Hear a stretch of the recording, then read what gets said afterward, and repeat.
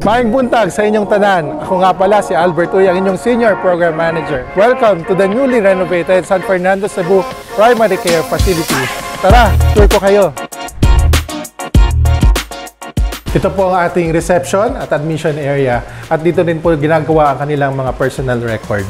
Naglagay rin po tayo ng mobile play cabinet para po sa mga batang nagpapa-check up. Kami po ay naglagay ng isang malinis at maayos na space para po sa ating mga breastfeeding mothers. Naglagay rin po tayo ng isang comfortable lounge. Dito ay pwede silang magpahinga habang nag-aantay po ng kanilang turn sa kanilang mga check-ups. Para sa proyektong ito, binigyan natin ng bagong bihis ang bawat kwarto para sa ating mga doktor, mga health workers. Naglagay rin po tayo ng isang rainwater catchment system bilang alternatibong patubig para sa health center.